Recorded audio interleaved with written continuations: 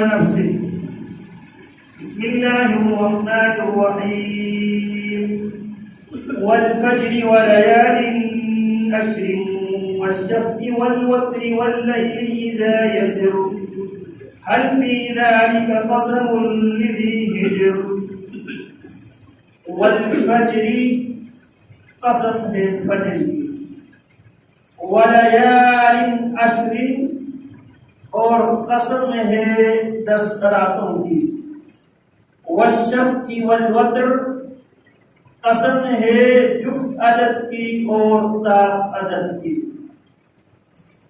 اکثر مفسرین ولیال عشر سے مراد ذوالحجہ کے پہلے عشرے کو مراد لیا ہے. سلف صالحین رضوان اللہ علیہم اجمعین 3 عشروں کے بڑے اہتمام کیا کرتے تھے. ذوالحجہ کا پہلا عشرہ، محرم کا پہلا عشرہ اور رمضان المبارک کا آخری عشرے کا سلف صالحین بہت اہتمام کیا کرتے تھے. ذوالحجہ کے پہلے جو 10 دن ہے اعظم الایام، دنوں میں سے سب سے بڑے دن ہے. جس طرح راتوں میں سے سب سے بڑی راتیں رمضان المبارک کی آخری 10 راتیں ہیں، اسی طرح دنوں میں سے بہترین 10 دن ذوالحجہ کے پہلے 10 دن ہے. ذوالحجہ کے پہلے 10 دن یہ اشہر الحج میں شامل ہے.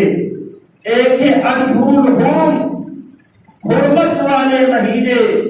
ان عدت الشہور عند اللہ 12 شہرا فی کتاب اللہ یوم خلق السماوات والارض منها 4 حرم. 4 حرمت والے مہینے ہیں. ایک ہے حرمت والے مہینے اور ایک ہے حج والے مہینے. الحج اشہر معلومات.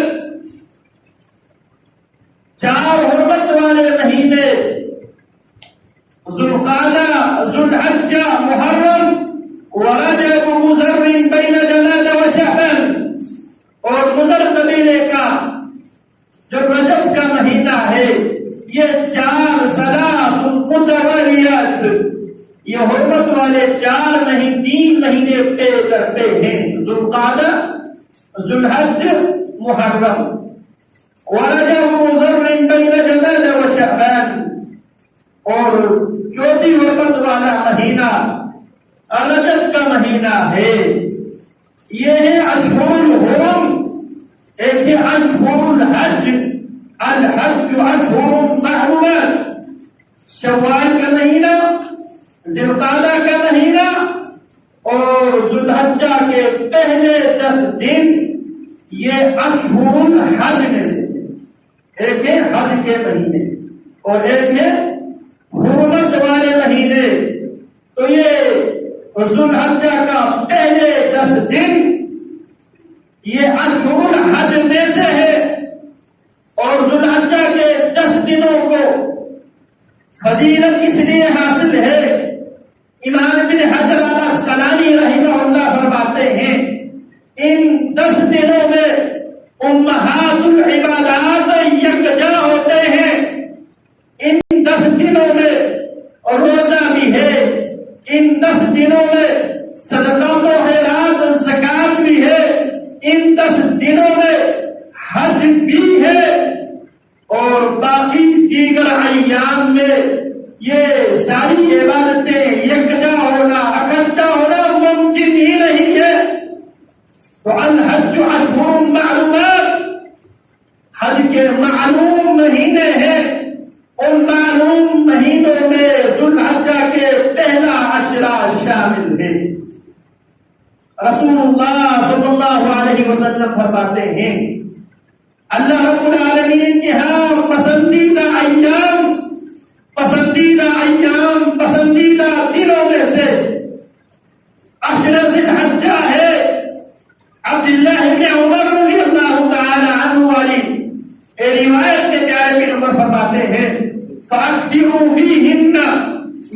والتحلیل والتکبیر والتحمید، ان 10 دنوں میں کرنے کا کام کیا ہے؟